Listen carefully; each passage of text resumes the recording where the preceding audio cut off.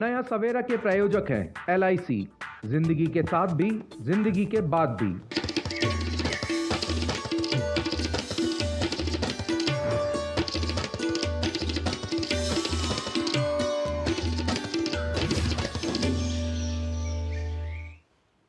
नमस्कार, स्वागत है आप सभी का एक और नई सुबह की शुरुआत के साथ। हम हाजिर हैं नए तेवर और नए कलर के साथ नया सवेरा के एक और खास अंक को लेकर। मैं हूं कृतिका और अगले एक घंटे में हम जानेंगे देश दुनिया से जुड़ी तमाम छोटी और बड़ी खबरें, जिसमें मुख्य तौर पर बात होगी आज दिल्ली में शुरू होने वाले 2 दिन के आतंकवादी विरोधी सम्मेलन को लेकर, जिसको आज केंद्रीय गृह मंत्री अमित शाह उद्घाटन सत्र को संबोधित करेंगे। तो क्या कुछ इस सम्मेलन में अपनी बातें रखेंगे, उस पर नजर हमारी लगातार बनी रहेगी। लेकिन इसके साथ ही देश दुनिया से जुड़ी तमाम अन्य खबरों का भी रुख करेंगे और इस अगले एक घंटे में मेरे साथ स्टूडियो में रहेंगी मेरी सहयोगी भावना।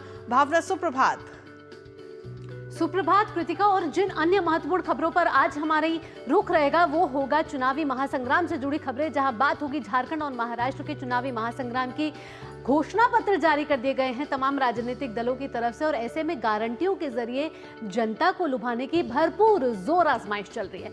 इसके साथ साथ आज लोक आस्था का महापर्व छठ का तीसरा दिन है और ऐसे में सूर्य को अर्घ चढ़ाया जाएगा और कल उगते हुए सूरज को अर्घ चढ़ाया जाएगा। ऐसे में क्या चल रही हैं तैयारियां, उससे भी आपको रूबरू कराएंगे। साथ ही साथ अमेरिकी राष्ट्रपति चुनाव में नतीजे घोषित किए जा चुके हैं, ड्रम बन चुके हैं अमेरिका के नए बॉस। ऐसे में कमला हैरिस ने स्वीकार ली है अपनी हार। और खबरें होंगी खेल, कारोबार और एंटरटेनमेंट जगत से भी। शुरुआत करते हैं नया सवेरा की सुबह की सुर्खियों के साथ। दिल्ली में 2 दिवसीय आतंकवाद विरोधी सम्मेलन की शुरुआत आज से। गृह मंत्री अमित शाह ने कहा, भारत के सुरक्षा ढांचे की मजबूती के लिए एजेंसियों के बीच बढ़ेगा समन्वय।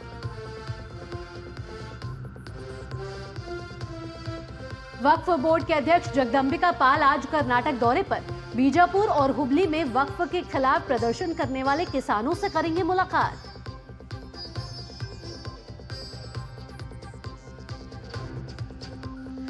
आज अंतिम सफर पर निकलेंगी बिहार कोकिला शारदा सिन्हा। पटना में राजकीय सम्मान के साथ होगा अंतिम संस्कार।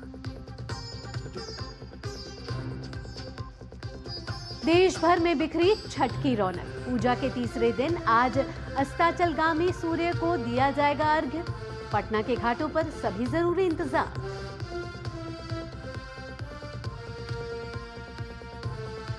और अंतर्राष्ट्रीय खबरों में अमेरिकी चुनाव में कमला हैरिस ने स्वीकार की अपनी हार। ट्रंप को दी जीत की बधाई, कहा लोकतंत्र और समान न्याय के लिए नहीं छोड़ेंगी लड़ाई।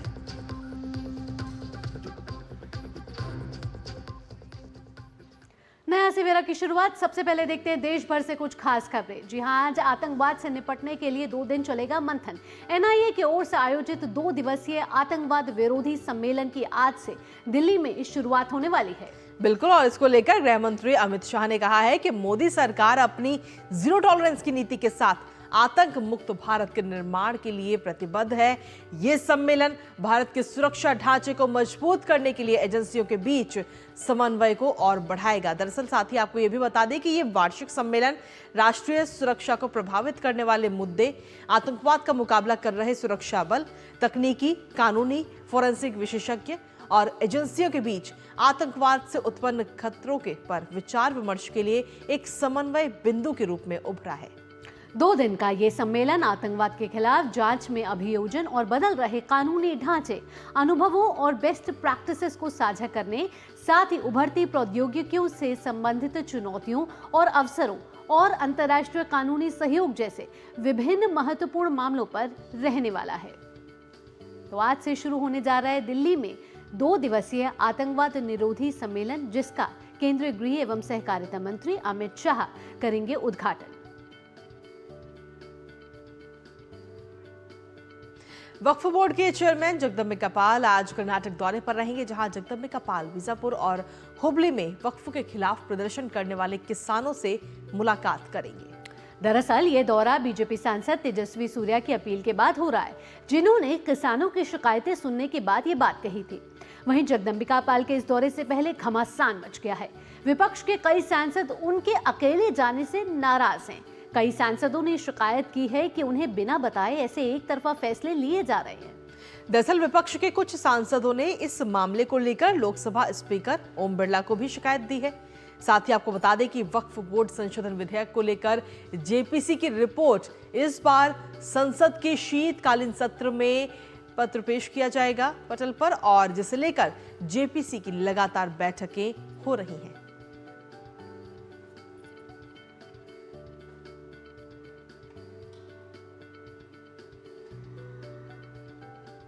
तो आइए अब आपको बताते हैं कि आखिर बीजेपी नेता तेजस्वी सूर्या ने जीपीसी को जो चिट्ठी लिखी है उसमें क्या जिक्र था।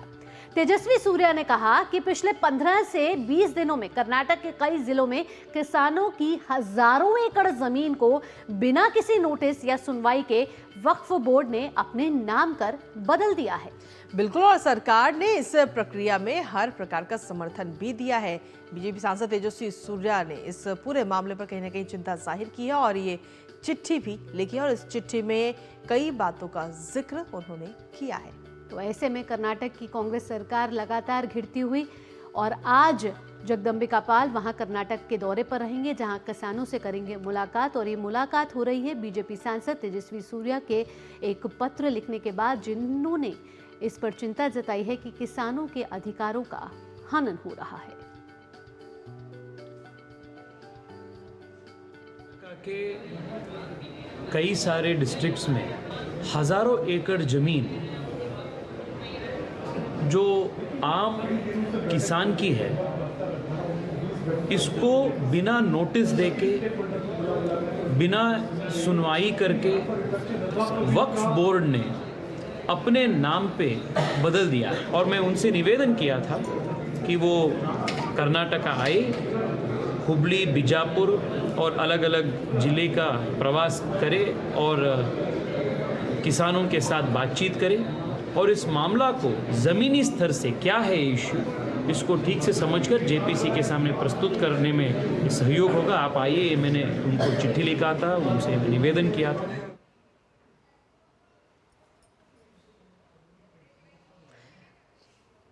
तो तेजस्वी सूर्या का जेपीसी को ये पत्र तेजस्वी सूर्या की तरफ से लिखा गया, जिसमें उन्होंने कहा कि सदियों से किसानों की जमीनों पर कब्जा है।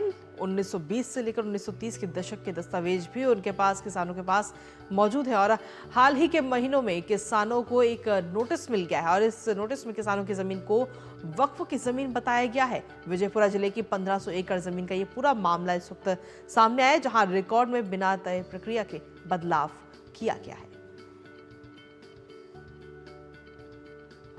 आइए आगे बढ़ते हुए बात कर लेते हैं महाराष्ट्र और झारखंड के विधानसभा चुनाव की, जहां ये जानना जरूरी है कि कौन किस पर है भारी। जी हां, झारखंड में पहले चरण में 43 विधानसभा क्षेत्रों में 13 तारीख को मतदान होना है। झारखंड में चुनाव प्रचार अब जोर पकड़ चुका है। बिल्कुल, अगर देखा जाए तो दिवाली के बाद से यहाँ पर चुनावी घमासान काफी तेज होता हुआ नजर आया है। आज की ही अगर हम बात करें तो जमशेदपुर पश्चिम की जो हॉट सीट बन गई है। आइए आपको दिखाते हैं हमारे संवाददाता कुमार आलोक की ग्राउंड जीरो से ये बेहद ही खास रिपोर्ट। एक जमाने में झारखंड में बीजेपी के वरिष्ठ नेता रहे सरयू राय इस बार सहयोगी दल जनता दल यूनाइटेड के टिकट पर अपने पुराने जमशेदपुर पश्चिम सीट से मैदान में हैं। पिछले चुनाव में निर्दलीय खड़ा होकर सरयू राय जमशेदपुर पूर्वी सीट से उस समय के मुख्यमंत्री रघुवर दास को हरा चुके हैं। सरयू राय अपने प्रतिद्वंदी बन्ना गुप्ता पर निशाना साधते हुए कहते हैं कि कांग्रेस प्रत्याशी ने पिछले 5 सालों में सिर्फ अपना विकास किया, क्षेत्र का नहीं।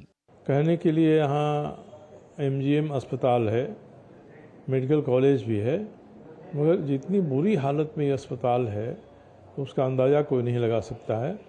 हमारे जो प्रतिद्वंदी हैं ये स्वास्थ्य मंत्री हैं अभी, मगर स्वास्थ्य के क्षेत्र में इन्होंने अस्पताल की दुर्दशा कर दी है। वहीं राय के सामने सीट बचाने की चुनौती कांग्रेस के मंत्री बन्ना गुप्ता पर है, जो पूर्व में एक बार कांग्रेस प्रत्याशी के रूप में सरयू राय को हरा चुके हैं और 2 बार उनके सामने हार का भी मुंह देखना पड़ा है। इस बार बन्ना को इस विधानसभा के समीकरण के अलावा अपने काम का सहारा है। 434 करोड़ रुपया से साक्षी में सुपर स्पेशलिस्ट हॉस्पिटल जो है वो बन रहा है। हम जो है लगातार विकास के मार्गों को प्रशस्त करने के लिए युद्ध स्तर पर लोक कल्याण के लिए रोड, नाली, सड़कें बढ़ रही है। इस इस्पात नगरी में तमाम सुविधाएं होने के बावजूद कुछ मूलभूत सुविधाएं हैं जिससे यहाँ की जनता महरूम है। हमारे यहाँ पानी का बहुत ही सुविधा कम है। पानी का ज्यादा समस्या है, थोड़ा बहुत बिजली का है। कंपनी क्षेत्र को यदि आप छोड़ दें तो बाद बाकी सारे जगहों पर पानी की भीषण समस्या है। झारखंड में चुनावी प्रचार के दौरान विभिन्न दल यहाँ की कला, संस्कृति, गीत, नृत्य आदि विधाओं का सहारा लेकर जनता से अपना आशीर्वाद मांग रहे हैं। जमशेदपुर, जिसका दूसरा नाम टाटा नगर भी है, जो भारत के प्रमुख औद्योगिक शहरों में से एक है। जमशेदपुर की स्थापना को पारसी व्यवसायी जमशेद जी नौशरवान जी टाटा के नाम से जोड़ा जाता है। 1907 में Tata iron and steel company की स्थापना से इस शहर की बुनियाद पड़ी। अभी ये शहर चुनावी रंग में रंगा है, जिसका गवाह राज्य की वीआईपी सीटों में से एक जमशेदपुर वेस्ट पर भी नजर आ रहा है। जमशेदपुर पश्चिम विधानसभा सीट पर लड़ाई दिलचस्प है। यहाँ एक ओर राज्य के स्वास्थ्य मंत्री और कांग्रेस प्रत्याशी बन्ना गुप्ता चुनावी मैदान में हैं, तो दूसरी ओर राजनीति के चतुर खिलाड़ी और जदयू के प्रत्याशी सरयू राय चुनावी मैदान में हैं। हालांकि लड़ाई सीधी है, लेकिन कांग्रेस और भाजपा के बागी प्रत्याशी दोनों के मतों में सेंध लगा सकते हैं। कैमरामैन शिव सोन के साथ Kumar Alok, DD news, Jamshedpur waste. तो ये तो बात रही झारखंड की, लेकिन इसके साथ ही बात करते हैं महाराष्ट्र की, जहां महाराष्ट्र में विधानसभा चुनाव होने हैं और 2 हफ्ते का वक्त ही बचा है। और ऐसे में राज्य की 288 सीटों पर 20 नवंबर को वोटिंग होनी। तो वहीं चुनाव से पहले राजनीतिक पार्टियों द्वारा वादों और गारंटियों की बरसात भी लगातार की जा रही है। बीजेपी की अगुवाई वाली गठबंधन महायुति और महाविकास अघाड़ी ने वोटरों के लिए अपनी अपनी गारंटी जारी कर दी है। एनसीपी और उद्धव सेना जैसी पार्टियों ने अलग अलग से अपने घोषणा पत्र भी जारी किए हैं। वादों गारंटियों की इस बौछार में महायुति की गारंटी महाविकास अघाड़ी से कितनी अलग है और जनता पर इसके क्या प्रभाव पड़ सकते हैं, आइए दिखाते हैं आपको। तो महायुति की 10 गारंटी की बात करें तो बिल्कुल इसमें पहली गारंटी जो है वो है कि लाडली बहन योजना की धनराशि को बढ़ाकर 2100 रुपए और 25,000 महिलाओं की पुलिस बल में तैनाती। इसके साथ ही किसानों की ऋण माफी और किसान सम्मान योजना के तहत प्रतिवर्ष 15,000 रुपए का भी वादा महायुति की तरफ से किया गया। एमएसपी पर 20% सब्सिडी देने का भी वादा महायुति की तरफ से किया गया है। इसके साथ ही हम देखें तो कुल मिलाकर करीब 10 गारंटियां हैं, जिसमें जरूरतमंद प्रत्येक व्यक्ति के लिए भोजन और आश्रय की पहुंच सुनिश्चित की जाएगी। अगर महायुति की सत्ता में महायुति आती है तो वृद्धावस्था पेंशन 1500 रुपए प्रति माह से बढ़ाकर 2100 रुपए प्रति माह रुपए देने की भी गारंटी की बात कही गई है। इसके अलावा अन्य गारंटियों की बात करें महायुति की तरफ से तो आवश्यक वस्तुओं की कीमतों को स्थिर रखने का वायदा किया गया है। इसके साथ ही साथ 25 लाख रोजगार और 10 लाख छात्रों को प्रशिक्षण, वहीं 10,000 रुपए हर महीना शिक्षा भत्ता देने का भी वायदा किया गया है। तो महायुति की 10 गारंटियों की बात करें, जहां आंगनबाड़ी और आशा वर्कर को 15,000 रुपए वेतन और बीमा सुरक्षा देने की भी योजना बनाई गई है इन गारंटियों में, और ग्रामीण इलाकों में 45,000 कनेक्टिंग सड़कों को जोड़ने का भी वादा किया गया है महायुति की तरफ से। तो महायुति की तरफ से ये 10 गारंटियां और 10 गारंटियों के जरिए जनता को भरपूर लुभाने की कोशिश की जा रही है, भरपूर जोर आजमाइश की जा रही है कि इन 10 गारंटियों के बलबूते पर अगर महायुति आती है तो आने वाले 5 साल के सर की जो कार्यकाल होगा उसमें इन वादों को वो निभाएगी। और हमारे साथ कुमार आलोक जुड़ चुके हैं, हमारे संवाददाता ग्राउंड जीरो से, साथ ही निशांत राय जुड़ रहे हैं नागपुर से। सीधा रुख करेंगे अपने संवाददाताओं का और उनसे लेंगे ताज़ा अपडेट। निशांत, सबसे पहले मैं आपके पास आना चाहूंगी क्योंकि राजनीतिक सरगर्मियां तेज हो गई हैं और घोषणा पत्र भी जारी कर दिए गए हैं दोनों ही गठबंधन की तरफ से। ऐसे में गारंटियों के जरिए भरपूर जोर आजमाइश चल रही है वोटरों को लुभाने में। 10 गारंटी वर्सेस 5 गारंटी, किस तरीके से किसकी गारंटियां किस पर पड़ रही हैं इस समय भारी? सबसे बड़ी बात है कि राजनीतिक दलों की आदत है कि चुनाव से पहले बड़ी घोषणाएं करनी, लेकिन उन घोषणाओं को अमली जामा किस तरीके से पहनाया जाएगा ये जनता को देखना होता है और जनता इसी आधार पर विश्वास करती है। अगर हम महायुति के प्रमुख घोषणाएं को देखें, जैसा कि आपने भी बताया कि सबसे पहले अगर बात की जाए तो जो लाडली बहन योजना है उसमें 2100 रुपए देना। इसके अलावा बात करें तो आंगनबाड़ी जो महिलाएं हैं उनका वेतन 15,000 वर्कर्स का 15,000 करना, इसके अलावा वृद्धा पेंशन में बढ़ावा देना, इसके अलावा महत्वपूर्ण महिलाओं को पुलिस में शामिल करना एक बड़ी संख्या में, ये तमाम जो महायुति की गारंटियां हैं। तो दूसरी तरफ अगर MVA की गारंटियां देखें तो इसमें बेरोजगार भत्ता एक शामिल किया गया है, 4,000 रुपए महीना। इसके अलावा बहनों को 3,000 रुपए देने की इन्होंने बात कही है। इसके अलावा इन्होंने किसानों को कर्ज माफी की बात कही है, कर्ज माफी पे 50,000 रुपए की प्रोत्साहन राशि दी जाएगी। यानी कि दोनों तरफ से महिला, युवा और किसान का विशेष ध्यान रखा गया है। लेकिन जनता किस पर विश्वास कर रही है और जनता का विश्वास किस पर होगा, यह अहम बात है। महायुति को एक यहां पर एडवांटेज है कि उन्होंने जो लाडली बहन योजना की अगर बात करें तो उसमें पहले से ही नवंबर तक जो वादा किया था, नवंबर तक महिलाओं के खाते में पैसे भेजे जा चुके हैं। तो कहीं ना कहीं अपने वादे पर वो पहले से ही खरे उतरते हुए दिखाई दे रहे हैं। हालांकि MVA की सरकार नहीं है, तो ऐसे में MVA किस तरीके से भरोसा दिलाती है, ये बेहद अहम हो जाता है। ठीक है निशांत, आपके पास वापस आएंगे। इस वक्त कुमार आलोक भी हमारे साथ लगातार बने हुए हैं, जो पल पल के अपडेट्स हमारे तक पहुंचा रहे हैं झारखंड विधानसभा से जुड़ी हुई। और लगातार आलोक, हम आपकी रिपोर्ट्स भी देख रहे हैं और रिपोर्ट्स के जरिए कहीं ना कहीं नजर आता है कि वहां पर किस तरीके से कई सारी सीटों पर त्रिकोणीय और कुछ सीटों पर चतुष्कोणीय भी मुकाबला कहीं ना कहीं नजर आ रहा है। ऐसे में आपसे जानना चाहेंगे, क्योंकि आप खुद वहां ग्राउंड जीरो पर मौजूद है, तमाम लोगों से भी आप बात करते होंगे, वहां के अहम मुद्दे क्या है जो इनको ध्यान में रखते हुए इस बार वोटर्स नजर आ रहे हैं? आलोक,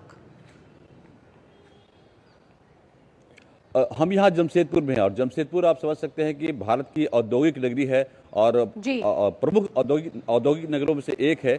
लेकिन यहाँ पर हमने देखा जो ग्राउंड जीरो की आप बात कर रही हैं, तो यहाँ पर पीने की पानी, जो स्वच्छ जल जो होता है, वो एक बहुत बड़ी समस्या है। हालांकि आपने रिपोर्ट में देखा होगा कि जो पब्लिक है, पब्लिक भी वो कह रहा है कि भाई पीने की पानी की घोर समस्या है। यहाँ पर इतना डेवलप सिटी होने के बावजूद सारी सुविधाएं यहाँ पर मौजूद हैं। और आपको पता है कि यहाँ पर नगर निगम का भी जो कार्यभार होता है वो टाटा की ओर से ही संचालित होता है। और एक तरह से टाटा ने इस नगरी को बसाया है, इस नगर को बसाया है। और कोई जो तमाम जो इंफ्रास्ट्रक्चर होता है, बेसिक इंफ्रास्ट्रक्चर होता है, आप रोड की बात करें, स्ट्रीट लाइट्स की बात करें, तमाम तरह की सुविधाएं यहाँ पर मौजूद है। लेकिन जो बेसिक एमिनिटीज होती है, जो बेसिक सुविधाएं होती है, और पीने के पानी बहुत एक अहम यहाँ पर समस्या है। और दूसरा चीज जो है यहाँ पट्टे की है। यहाँ पर जो गरीबों को जो जमीन जो लोग अपने घरों में रह रहे हैं, झोपड़ियां बना कर रह रहे हैं, उनको पट्टे नहीं दिए गए हैं। और जो पक्का जो रजिस्ट्री होता है वो उनको नहीं दिया गया है। और इसके लिए वो हमेशा परेशान रहते हैं कब उनके घर पे बुलडोजर चल जाए, कब प्रशासन उनको वहां से बेदखल कर दे। तो ये दो समस्याएं हैं जमशेदपुर में, खास करके आप कोल्हान एरिया इसको बोला जाता है। यहाँ पर 9 विधानसभा सीटें हैं और बहुत ही दिलचस्प ये एरिया है। राजनीतिक रूप से अगर कहें तो 3 मुख्यमंत्री इस कोल्हान एरिया से अब तक झारखंड बनने के बाद यहाँ से दिए गए हैं। चाहे वो रघुवर दास हो, चाहे वो अर्जुन मुंडा आप कहें, अर्जुन मुंडा भी कोल्हान क्षेत्र से ही बिलोंग करते हैं। तो इन ऐसे VIP एरिया यानी कोल्हान एरिया में इस तरीके की समस्या हो, पीने के पानी की समस्या हो, ये अपने आप में चिंता करने वाली बात है। रही बात चंपई सोरेन भी आप मुख्यमंत्री ये कोल्हान एरिया से आते हैं। तो ये पूरा एरिया जो 9 एरिया है बहुत ही VIP एरिया है। यहाँ पर आप देखें कि अर्जुन मुंडा की पत्नी पोटका से चुनाव लड़ रही हैं। उसी तरीके चंपई सोरेन यहाँ सरायकेला से चुनाव लड़ रहे हैं। रघुवर दास की पुत्रवधू यानी रघुवर दास की पुत्रवधू जमशेदपुर पूर्वी से चुनाव लड़ रही है, जहां उनका मुकाबला इनकाउंटर स्पेशलिस्ट, कभी अपने जमाने में IPS रहे, इनकाउंटर स्पेशलिस्ट थे, चाहे वो पटना में SP रहे हों, चाहे वो जमशेदपुर में SP रहे हों। आपको पता हो कि लालू यादव के राज में जो एक जंगल राज की उपमा दी जाती थी, उस समय टाटा उद्योग ने यहाँ जो गुंडागर्दी जमशेदपुर में थी, तो वहां पर कहा था कि लालू यादव को टाटा उद्योग समूह ने कहा था कि अगर ये गुंडागर्दी बंद नहीं हुई तो हम अपना उद्योग समूह यहाँ से हम अपना समेट लेंगे। उसके बाद लालू यादव ने अजय कुमार सिटी SP अजय कुमार को कमान दी और अजय कुमार ने यहाँ पर गुंडागर्दी को रोका। बाद में वो टाटा उद्योग समूह में शामिल हो गए और बाद में वो MP भी हुए। और उन सरयू राय की जो रघुवर दास की पुत्रवधू है पूर्णिमा साहू, उनके खिलाफ वो चुनाव लड़ रहे हैं। इसके अलावा और जो वीआईपी सीट है, आप कहें कि चंपई सोरेन का जो मुकाबला है गणेश मोहाली से है। गणेश मोहाली वही हैं, अगर आप देखें पिछले चुनाव को देखें, 2019 के चुनाव को देखें तो गणेश मोहाली भारतीय जनता पार्टी के उम्मीदवार थे और चंपई सोरेन झारखंड मुक्ति मोर्चा के उम्मीदवार थे। लेकिन स्थितियां विपरीत है। अभी चंपई सोरेन भाजपा के उम्मीदवार हैं, गणेश मोहाली झारखंड मुक्ति मोर्चा के उम्मीदवार हैं। तो यह मुकाबला यहाँ पर दिलचस्प है। चूंकि छठ पर्व है, आज छठ पर्व है, कल से छठ पर्व खत्म होगा और उसके बाद से चुनावी जो जनसभाएं हैं या जो स्टार प्रचारक कल से आना शुरू करेंगे। आज का दिन वैसे भी ठंडा रहेगा, कल से गर्माहट और बढ़ेगी। तो चुनाव प्रचार में तेजी आएगी छठ के बाद। ऐसे में नागपुर का भी रुख कर लेते हैं, निशांत से पूछ लेते हैं। निशांत, जहां हम गारंटियों की बात कर रहे हैं, ऐसे में घोषणा पत्र महायुति और महाविकास आघाड़ी दोनों की तरफ से आ चुके हैं। इसमें गठबंधन के अंदर भी कुछ ऐसे घोषणा पत्र अलग से भी लाए गए हैं। जैसे अजित पवार जो हैं, उन्होंने एनसीपी की तरफ से अपना घोषणा पत्र बारामती के लिए अलग से एक रोड मैप किया है। वहीं उद्धव ठाकरे की बात करें तो वो भी अपना एक रोड मैप अलग लेके आ रहे हैं। इसका कितना असर धरातल पर नजर आ रहा है? देखिए, वाकई जो गठबंधन के सहयोगी हैं, इन्होंने अपना घोषणा पत्र जारी किया है। इसकी प्रमुख वजह है कि महाराष्ट्र एकमात्र ऐसा राज्य है जहां पर पार्टियों की आपस में ही लड़ाई है। शिवसेना उद्धव वर्सेस शिवसेना शिंदे, इसी तरीके से NCP Ajit Pawar versus NCP Sharad Pawar. और ऐसे में लगभग 38 सीटों पर एनसीपी की आपस में लड़ाई है, लगभग 49 सीटों पर शिवसेना की आपस में लड़ाई है और 175 के आसपास सीटों पर बीजेपी और कांग्रेस की आमने सामने टक्कर है। और ऐसे में अपनी ही पार्टी के प्रतिद्वंदी को, जो एक समय तक आपका सहयोगी रहा था, उसको एक तरीके से चुनौती देने के लिए इस तरीके के घोषणा पत्र लाए गए हैं ताकि अजीत पवार की एनसीपी का क्या विजन है वो स्पष्ट कर दिया जाए। इसी तरीके से शिवसेना की बात करें तो शिवसेना शिंदे का क्या विजन है, शिवसेना उद्धव ठाकरे का क्या विजन है, उसको स्पष्ट कर दिया जाए ताकि वोटर्स में कोई कंफ्यूजन ना रहे। और इसके चलते ये तमाम जो राजनीतिक दल हैं, ये अपना घोषणा पत्र अपने गठबंधन के अलावा लेकर आए हैं, अपने अपने इलाकों के लिए लेकर आए हैं। और कहा जा सकता है कि लोकतंत्र में एक अच्छी पहल है। जो गठबंधन के सहयोगी हैं उनकी भी यहां पर एक तरीके से जिम्मेदारी तय हो रही है। केवल बड़ी पार्टी की नहीं, बल्कि जो साथ में सहयोगी हैं वो भी जनता के सामने अपनी जिम्मेदारी तय कर रहे हैं। इससे सीधे तौर पर अगर लाभ होता है तो जनता को होगा। और हालांकि ये देखने वाली बात होगी कि जनता किस पर विश्वास करती है। ठीक है निशांत, आप बने रहिए, हमारे साथ में कुमार आलोक भी लगातार बने हुए। कुमार आलोक, अगर देखा जाए तो कई सारी सीटों को लेकर के अलग अलग चीजें भी हमें नजर आ रही है, लेकिन अगर हम बात करें वादों की तो किस पार्टी के वादों में ज्यादा दम आपको नजर आता है? देखिए, एक फिल्म का गाना था, वादे हैं वादों का क्या, कस्में वादे प्यार वफा के। तो वादे जो किए गए हैं भारतीय जनता पार्टी की ओर से, जो किए गए हैं एनडीए की ओर से जो किए गए हैं, गोगो दीदी योजना उन्होंने जो लागू करने की बात कही है सरकार आने के बाद, उसमें 2100 रुपये प्रतिमाह महिलाओं को दिए जाएंगे। बेरोजगारी भत्ते के नाम पर 2000 रुपये प्रतिमाह उन बेरोजगारों को दिए जाएंगे जो ग्रेजुएट हैं या पोस्ट ग्रेजुएट हैं। इसके अलावा 3 लाख सरकारी नौकरियां सृजित करने का वादा किया है भारतीय जनता पार्टी ने अपने घोषणा पत्र में। और इसके अलावा जो स्वरोजगार के क्षेत्र में 5 लाख युवाओं को जोड़ा जाएगा स्वरोजगार के क्षेत्र में।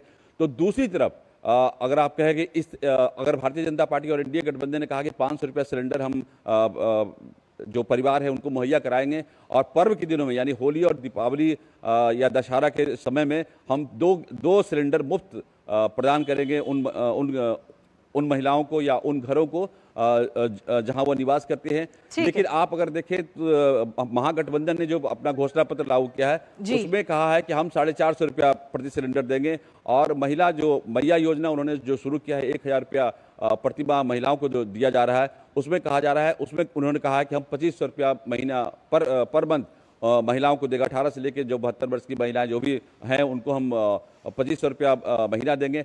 और हर एक प्रखंड में, हर एक जिले में हम एक मेडिकल कॉलेज और इंजीनियरिंग कॉलेज खोलेंगे। और इसके अलावा हम एक इंडस्ट्रियल पार्क भी हर जिले में खोलेंगे, जहां पर इंडस्ट्री को लेकर के छोटे मोटे जो उद्यमी हैं वो अपना व्यवसाय कर सके। तो वादे दोनों तरफ से किए गए हैं और इन वादों पर कितना भरोसा जनता करती है वो तो आपको 23 तारीख को मतगणना के बाद ही पता चलेगा। बिल्कुल, कुमार निशांत भी हमारे साथ जुड़े हैं। निशांत, जहां हम गारंटियों की बात कर रहे हैं निशांत, तो हम देख रहे हैं किसान, महिलाओं और युवाओं को दोनों ही संकल्प पत्रों में कहीं ना कहीं बहुत ही तवज्जो दी गई है। जहां महाविकास अघाड़ी की बात करें, महायुति की भी बात करें, ऐसे में प्रधानमंत्री नरेंद्र मोदी तो इन वर्गों के बारे में पहले से ही अपने हर संबोधन में कहते रहते हैं। ऐसे में महाविकास अघाड़ी कहीं ना कहीं लग रहा है कि कॉपी पेस्ट करने की कोशिश कर रही है घोषणा पत्र को। देखिए, राजनीतिक दलों के द्वारा वादे जरूर किए जाते हैं और कोशिश यही रहती है कि संकल्प पत्र में बड़े से बड़े वादे किए जाएं ताकि वोटर्स उनको पढ़कर इन दलों की तरफ आकर्षित हो। जहां तक रही प्रधानमंत्री नरेंद्र मोदी की बात, तो कल से महाराष्ट्र के दौरे पर उनका आना शुरू हो जाएगा और उसके बाद की स्थितियां क्या होंगी ये देखने वाली बात है, क्योंकि बीजेपी के सबसे बड़े स्टार प्रचारक कल महाराष्ट्र में अपनी जनसभाएं करनी शुरुआत कर देंगे और परसों विदर्भ इलाके में रहेंगे जहां पर मैं मौजूद हूं। और इसके अलावा प्रधानमंत्री नरेंद्र मोदी लगातार महाराष्ट्र में रैलियां करेंगे, जिसमें प्रधानमंत्री नरेंद्र मोदी हमेशा खासकर संकल्प पत्रों को लेकर जो उनका से सिद्धांत रहा है कि सत्ता में आने के बाद उनको किसी भी तरीके से पूरा किया जाए, वहीं कांग्रेस लगातार घिरती रही है संकल्प पत्रों को लेकर। चाहे हिमाचल की बात की जाए, चाहे कर्नाटक की बात की जाए, जो तमाम वादे किए थे उन वादों में से कई सारे वादे किसी ना किसी बहाने से पूरे नहीं किए जा रहे और वहां पर जो विपक्ष की भूमिका में बीजेपी है, नरेंद्र मोदी महाराष्ट्र के रण में उतरने वाले हैं, तो देखना होगा कि जिन संकल्प पत्रों के में जो वायदे किए गए हैं उनको प्रधानमंत्री अपने संबोधन में, जनसभाओं में किस तरीके से सामने लेकर आते हैं। ऐसे में कुमार, आलोक और निशांत, इन तमाम अपडेट के लिए आपका बहुत बहुत धन्यवाद। और इसी के साथ चलिए अब नया सफर में आगे बढ़ते हैं। आपको बता दें कि अपना पहला चुनाव लड़ने के दौरान अपने प्रचार अभियान की गति को बनाए रखते हुए कांग्रेस महासचिव और वायनाड उपचुनाव की उम्मीदवार प्रियंका गांधी आज वायनाड संसदीय क्षेत्र में 3 सार्वजनिक बैठकों को संबोधित करेंगी। इनमें से एक में वे पार्टी प्रमुख मल्लिकार्जुन खड़गे के साथ शामिल होंगी। आपको बता दें कि प्रियंका गांधी सुबह 11:15 बजे एरनाड विधानसभा क्षेत्र के अकमपदम में और फिर दोपहर में नीलांबुर विधानसभा क्षेत्र के पोथुकुल्ला में अपनी पहली बैठक को संबोधित करेंगे। इसके बाद अपराह्न में 3:15 बजे उसी निर्वाचन क्षेत्र के चंदकुन्नू में तीसरी बैठक के लिए पार्टी प्रमुख खड़गे के साथ वे शामिल होंगे। साथ ही आपको बता दें कि प्रियंका गांधी रविवार से लगातार वायनाड में चुनाव प्रचार कर रही हैं। और खबरों का सिलसिला डीडी न्यूज पर यूं ही लगातार जारी, लेकिन इसी बीच नया सवेरा में वक्त एक छोटे से ब्रेक का, कहीं मत जाएगा क्योंकि ब्रेक के उस पार हम बात करेंगे लोक आस्था का पर्व छठ की।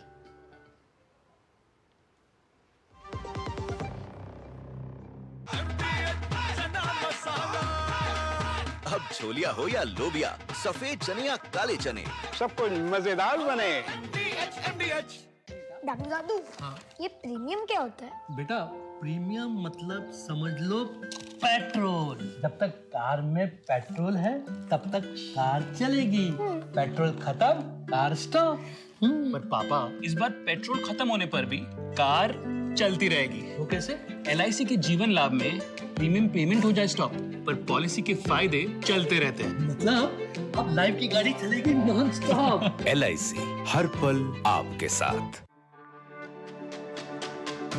मेरी पसंद, मेरी पसंद, मेरी पसंद, मेरी पसंद, हमारी पसंद, हम सबकी पसंद। मजबूत देश का मजबूत सरिया हो गया स्टील। MDH का किचन किंग किचन में हो तो हम सब कुछ बना सकते हैं। बैंगन का भरता, आलू गोभी, भिंडी मसाला और भी बहुत कुछ। MDH। ब्रेक के बाद आपका स्वागत है। आप देख रहे हैं नया सवेरा। आगे बढ़ते हैं। लोक आस्था का महापर्व छठ पर्व का आज तीसरा दिन है। इस दिन डूबते हुए सूर्य को अर्घ्य दिया जाता है। आज पूरे दिन व्रती निर्जला व्रत रखते हैं। बिल्कुल, और व्रत रखते हुए जल में खड़े होकर सूर्यदेव को जल अर्पित करने का आज खास महत्व होता है। और इस दौरान बांस की सूप में प्रसाद, फल और आदि रखकर अर्घ्य दिया जाता है। आपको दिखाते हैं ये रिपोर्ट। लोक आस्था का महापर्व छठ पर्व का आज तीसरा दिन है। छठ पूजा के तीसरे दिन व्रती पूरे समय निर्जला व्रत रखते हैं। शाम के समय में जब सूर्य देव अस्त हो रहे होते हैं तो उस वक्त उनको अर्घ्य देकर छठी मैया की पूजा की जाती है। इसे छठ पूजा का संध्या अर्घ्य कहा जाता है। व्रती जल में खड़े होकर सूर्य देव को जल अर्पित करते हैं। इस दौरान बांस के सूप में प्रसाद, फल आदि रखकर अर्घ्य दिया जाता है। सूर्य को अर्घ्य देने से माना जाता है कि मानसिक शांति, प्रगति और समृद्धि का आशीर्वाद प्राप्त होता है। यह व्रत महिलाएं संतान के सुखी जीवन की कामना और परिवार की सुख समृद्धि के लिए रखती हैं। इसके बाद अंतिम दिन यानी 8 नवंबर की सुबह को उगते सूर्य को अर्घ्य देकर छठ पूजा का समापन होगा। उगते सूर्य को अर्घ्य देने से व्रती अपने परिवार के लिए दीर्घायु, स्वास्थ्य और समृद्धि का आशीर्वाद मांगती है। छठ पर्व की शुरुआत नहाए खाए के साथ मंगलवार को हुई थी। छठ के पहले दिन को नहाए खाए कहा जाता है। इस दिन व्रती महिलाएं सुबह उठकर स्नान करती हैं और सात्विक भोजन करती हैं। पंचांग के अनुसार हर साल कार्तिक माह के शुक्ल पक्ष की चतुर्थी तिथि को नहाए खाए मनाया जाता है। वहीं दूसरे दिन बुधवार को खरना मनाया गया। इसमें रोटी, गुड़ की खीर और फल का भोग लगाया जाता है। इसे छठ का महाप्रसाद कहा जाता है। खरना वाले दिन भगवान का विशेष प्रसाद व्रती ही तैयार करती हैं और शाम के समय भगवान को अर्पित करने के बाद इस प्रसाद को ग्रहण किया जाता है। इसके बाद अंतिम दिन यानी 8 नवंबर की सुबह को उगते सूर्य को अर्घ्य देकर छठ पूजा का समापन होगा। उगते सूर्य को अर्घ्य देने से व्रती अपने परिवार के लिए दीर्घायु, स्वास्थ्य और समृद्धि का आशीर्वाद मांगती हैं। छठ पर्व का हर दिन खास नक्षत्रों के योग में मनाए जाने के कारण इसका धार्मिक महत्व और भी बढ़ जाता है। छठ पूजा हिंदू धर्म का बेहद महत्वपूर्ण पर्व माना जाता है, जो सादगी, पवित्रता और सूर्य देव की पूजा के लिए जाना जाता है। Bureau report, DD news. और इसी पर ताज़ा अपडेट लेने के लिए आपको सीधा लिए चलते हैं इस वक्त पटना, जहां से हमारे सहयोगी मधुरेश नारायण इस वक्त जुड़ रहे हैं हमारे साथ। मधुरेश, पटना में खास तौर पर छठ की एक अलग ही छठा नजर आती है। जो जितने भी घाट हैं वहां पर एक अलग ही डेकोरेशन और बहुत सजावट होती है। वहां पे हम चाहेंगे एक बार वहां का जो नज़ारा है वो हमारे दर्शकों को आप दिखाएं, किस तरीके की तैयारियां हैं वहाँ पे। आज सुबह से ही मैं आपको दिखाना चाहूंगा, बड़ी संख्या में लोग फल मंडी में पहुंच चुके हैं और जहाँ सुबह से फल की खरीदारी होती है। मैं आपको दिखाना चाहूंगा कि किस तरीके से डेकोरेट किया गया है पूरे मार्केट को। और देखिए आज प्रसाद भगवान को चढ़ाया गया है सूप में डालकर, उसमें गन्ना, पेड़ा और ये बड़ा जिसको यहाँ गाजर कहा जाता है, इसका जरूर खाया जाता है। इसके अलावा नारियल में डाला जाता है, अनानास है और शकरकंद के जितने मौसमी फल होते हैं जो भी होते हैं। लेकिन ठंड का मौसम आ रहा है तो इसलिए अदरक और हल्दी सी इस मौसम में बहुत महत्वपूर्ण हो जाती है। गेहूं की स्वास्थ्य को ध्यान में रखते हुए कितना साइंटिफिकली छठ का व्रत होता है। इसमें छठ के साथ में अदरक और हल्दी का प्रसाद चढ़ाया जाता है, जिससे लोग उसको टेबल पर से स्वस्थ रखते हैं। इसके अलावा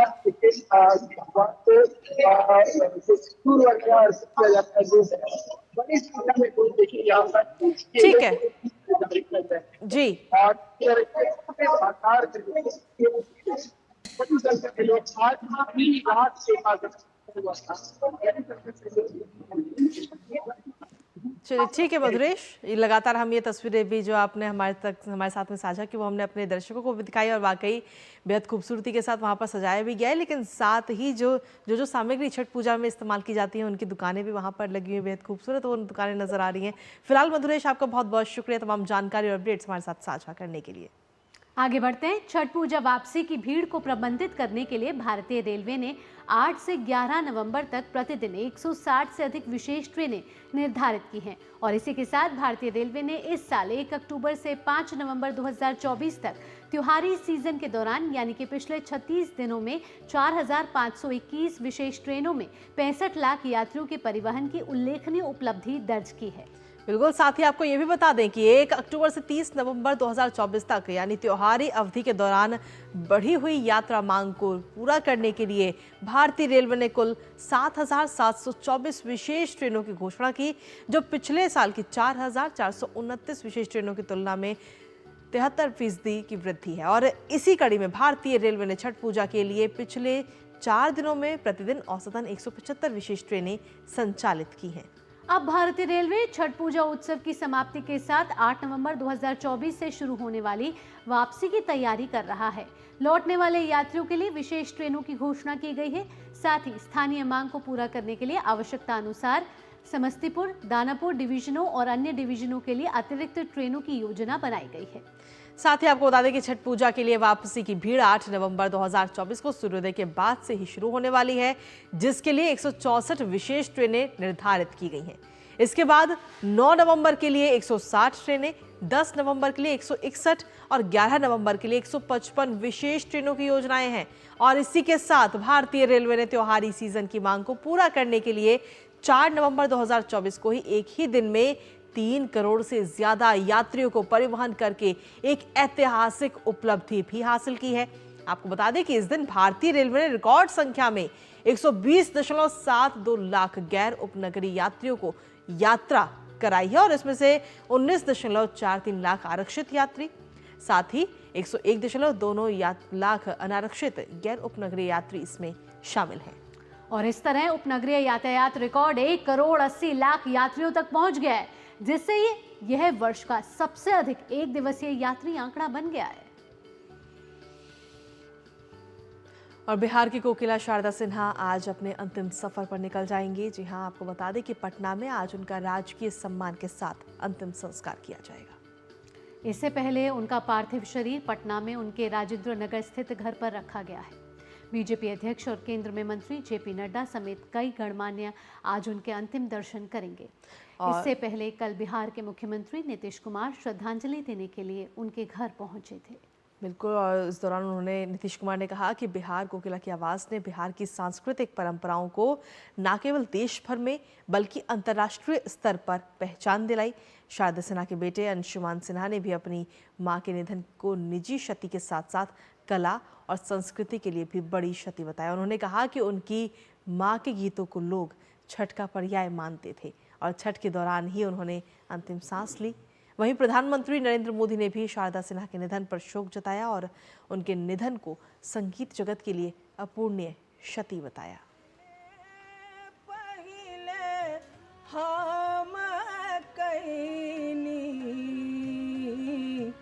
छठी मैया बरत तोहार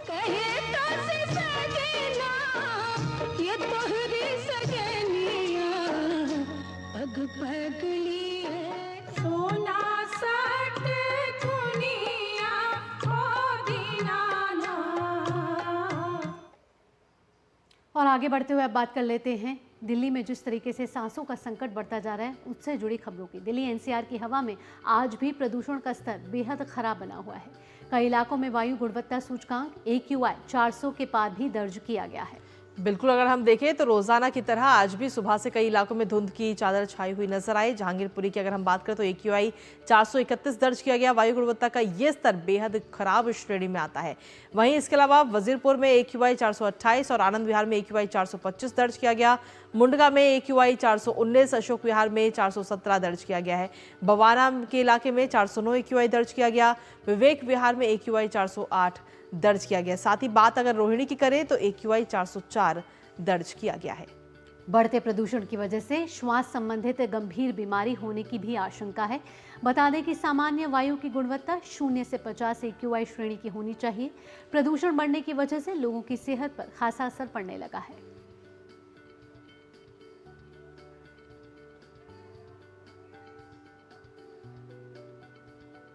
और खबरों का सिलसिला डीडी न्यूज पर यूं ही लगातार जारी, लेकिन इसी बीच वक्त एक और छोटे से ब्रेक का। आप बने रहिए हमारे साथ और देखते रहिए डीडी न्यूज। बढ़िया है, क्यों है? प्राकृतिक हल्दी, मिर्ची, धनिया। नहीं, मिर्ची, धनिया, हल्दी, MDH।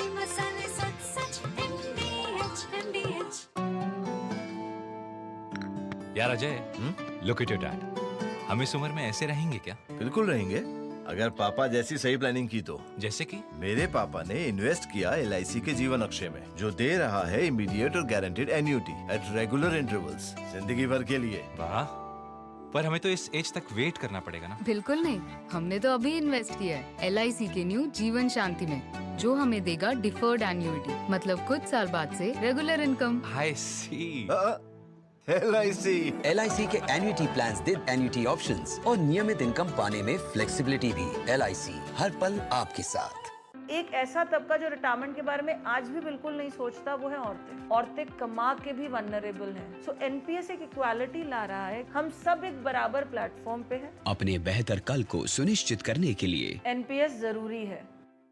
जब धरती चीर कर निकलता है लोहे का पत्थर और मिलता है मोंगिया के जोश से, फिर तपता है, पिघलता है और बनता है फौलाद। अब होता है सरिया सारी खूबियों के साथ। मोंगिया स्टील, मजबूत देश का मजबूत सरिया। MDH की देगी मिर्च, देगी मिर्च का तड़का, अंग अंग फड़का। MDH की देगी मिर्च।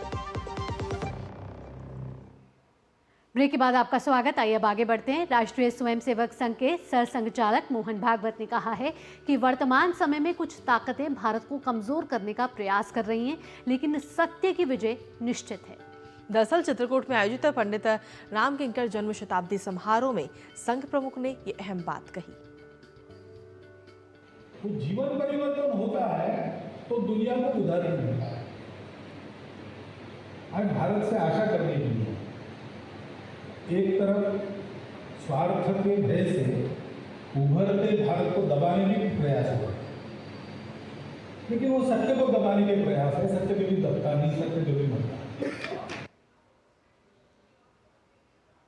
और वहीं पश्चिम बंगाल के सत्तारूढ़ तृणमूल कांग्रेस के नेता और ममता बनर्जी सरकार के वरिष्ठ मंत्री फिरहाद हाकिम पर संदेश खाली में पीड़िताओं की आवाज बनी। भारतीय जनता पार्टी की नेता रेखा पात्र पर अनुचित टिप्पणी करने का आरोप लगा है।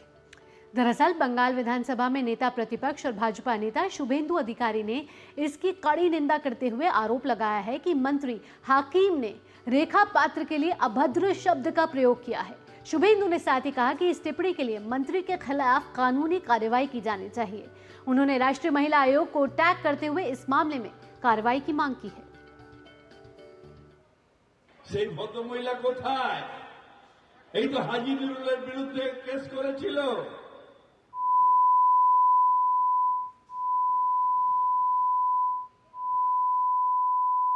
কয়েক লক্ষ ভোটে হেরে গেল, তারপরে কেস করলো। বিজেপি কেস জানে, মানুষের পাশে আসতে জানে না।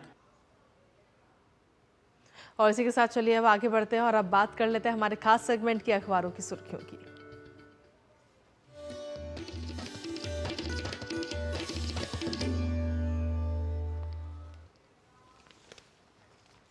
और अखबारों की सुर्खियां जानने के लिए चलते हैं आपको हमारी सहयोगी संध्या शर्मा के पास। संध्या, सुप्रभात। क्या है आज विभिन्न क्षेत्रों में प्रकाशित मुख्य खबरें? सुप्रभात भावना और कृतिका। अखबारों की सुर्खियों की शुरुआत करते हैं अंतर्राष्ट्रीय खबर के साथ। जी हां, अमेरिका में फिर चला ट्रंप कार्ड। आज के अखबारों में ये सुर्खियां बनी हैं और दैनिक जागरण ने भी अपने पहले पेज पर इसी हेडलाइन के साथ इस खबर को प्रकाशित किया है।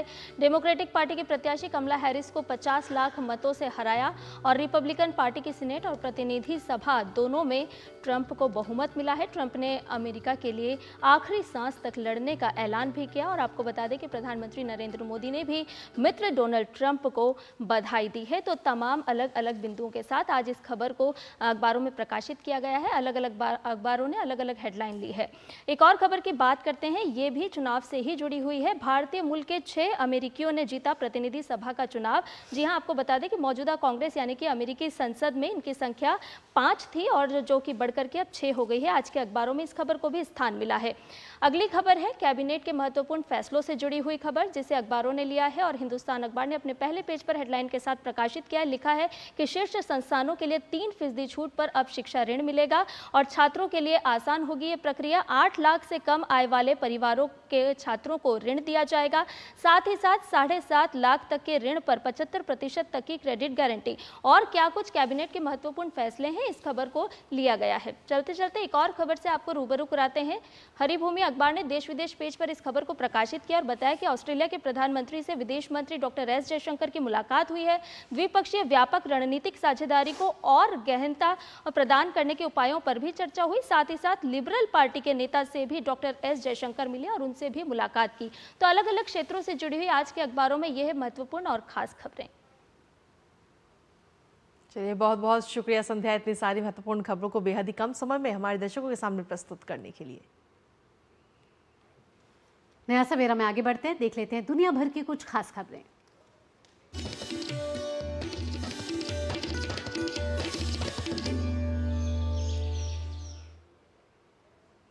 अमेरिकी राष्ट्रपति चुनाव में डोनाल्ड ट्रंप से मिली हार के बाद डेमोक्रेटिक उम्मीदवार कमला हैरिस ने अपनी हार अब स्वीकार कर ली है। उन्होंने डोनाल्ड ट्रंप को जीत की बधाई भी दी है। उन्होंने वॉशिंगटन डीसी में हार्वर्ड विश्वविद्यालय में अपने हजारों समर्थकों से डोनाल्ड ट्रंप की जीत को मानने की अपील की। इसके साथ ही उन्होंने अपने समर्थकों से कहा कि वह अपने आदर्शों के लिए कभी हार मत मानो। हैरिस ने यह भी बात कही कि वो लोकतंत्र और समान न्याय की लड़ाई जारी रखेंगी। इसके साथ ही कमला हैरिस अमेरिकी इतिहास में राष्ट्रपति पद पर दूसरी महिला प्रत्याशी थी। डेमोक्रेट्स ने ही 2016 में हिलेरी क्लिंटन को प्रत्याशी बनाया था। दिलचस्प बात यह है कि दोनों ही इतिहास बनाने में चूक गई। दोनों को ट्रंप से ही हार का सामना करना पड़ा। 107 days of this campaign, we have been intentional about building community and building coalitions, bringing people together from every walk of life and background, united by love of country with enthusiasm and joy in our fight for America's future. But we must accept the results of this election. Earlier today, I spoke with President-elect Trump and congratulated him on his victory. I also told him that we will help him and his team with their transition, and that we will engage in a peaceful transfer of power. तो America में राष्ट्रपति चुनाव के नतीजों के बाद भारत में भी खुशी की लहर है। अमेरिका में चुनाव के बाद आंध्र प्रदेश के वडलूरू गांव में उत्साह का माहौल है। यहां रिपब्लिकन पार्टी के उपराष्ट्रपति पद के उम्मीदवार जेडी वेंस की जीत के बाद जश्न मनाया जा रहा है। बिल्कुल, दरअसल ये गांव वेंस की पत्नी उषा चिलुकुरी वेंस का पैतृक गांव है। यहां लोगों ने पटाखे जलाकर अपनी खुशी का इजहार किया है।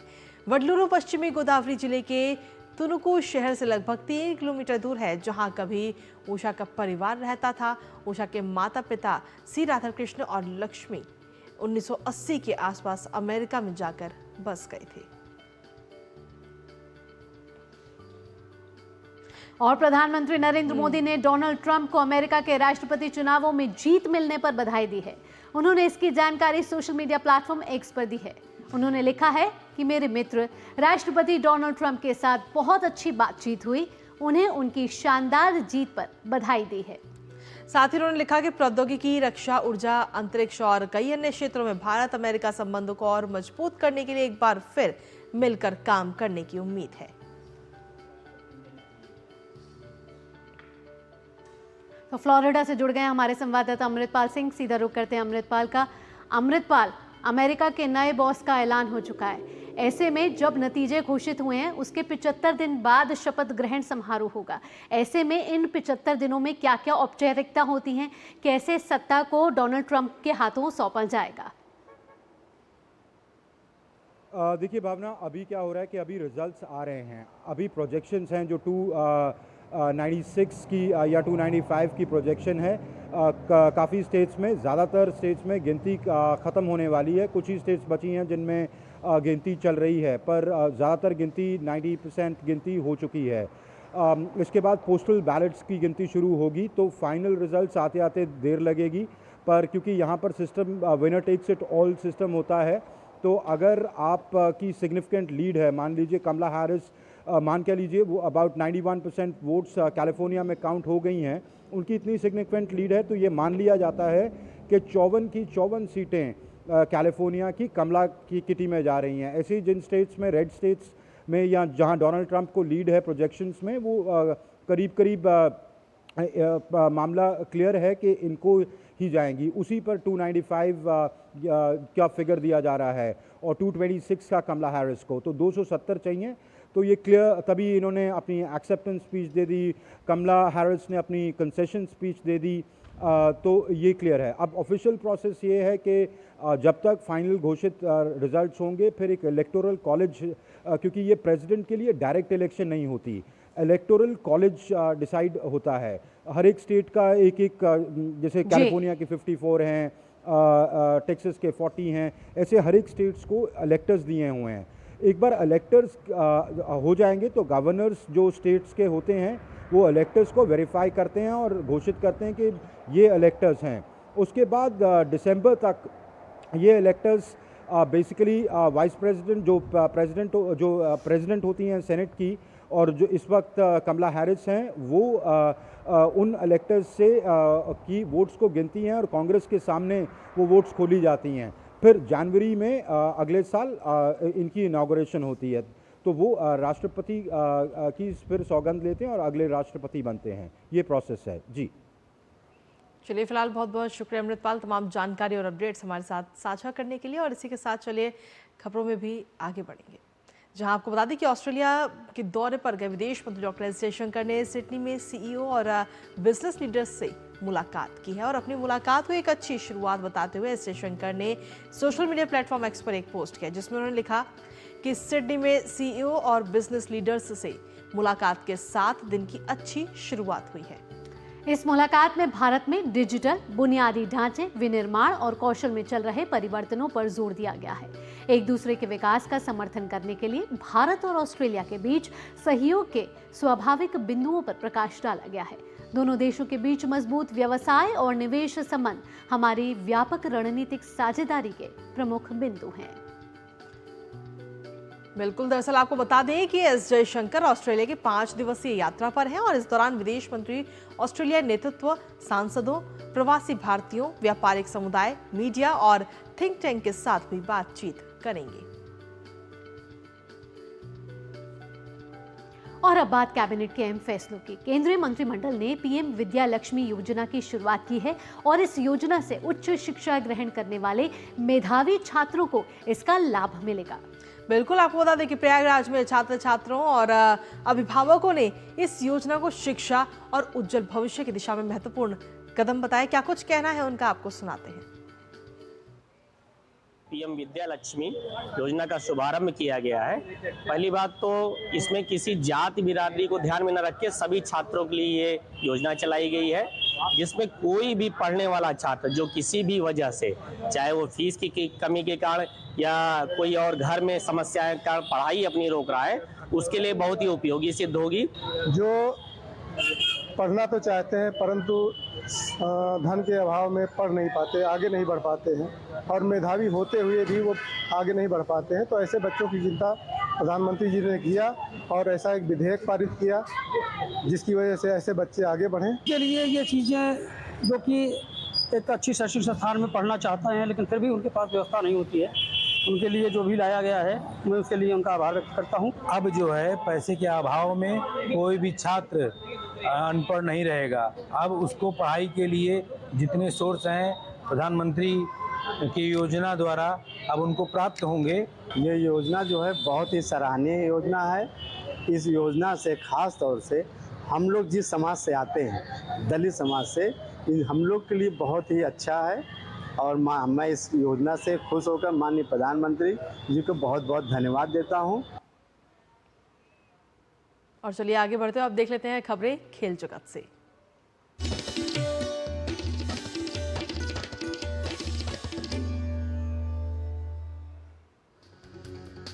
उत्तराखंड में 38वें नेशनल गेम्स के आयोजन की तारीख पर भारतीय ओलंपिक संघ ने अपनी अंतिम मोहर लगा दी है।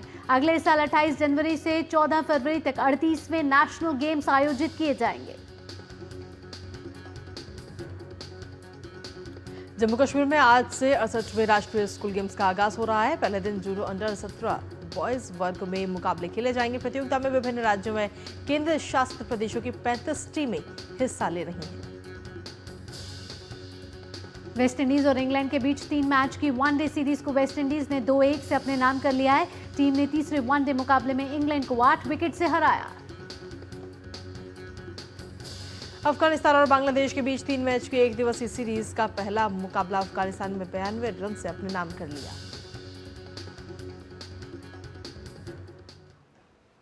और अब वक्त आ गया मिजाज मौसम जानने का और जानते हैं विभिन्न राज्यों और शहरों का न्यूनतम और अधिकतम तापमान।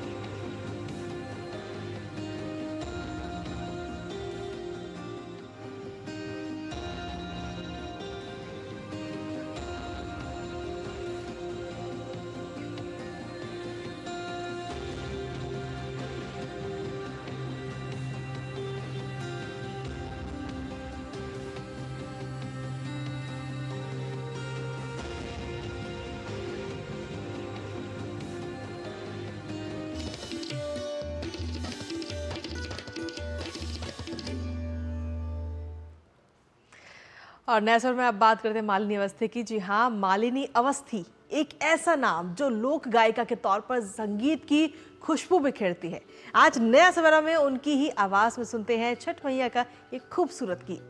तो आप इस छठ मैया के गीत का आनंद लीजिए। सुबह की शुरुआत करिए चाय की चुस्कियों के साथ। आपका दिन मंगल में हो, शुभ हो, इसी मनोकामना के साथ मुझे कृतिका और नया सवेरा की टीम को दीजिए अनुमति। नमस्कार। छठी मैया के चुनरी चढ़ाइबो, अरे चुनरी चढ़ाइबो जोड़े जोड़े, ए गंगा मैया जोड़े हो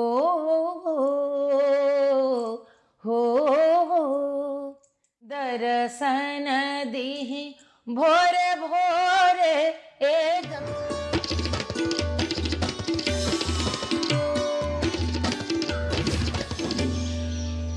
नया सवेरा के प्रायोजक थे LIC जिंदगी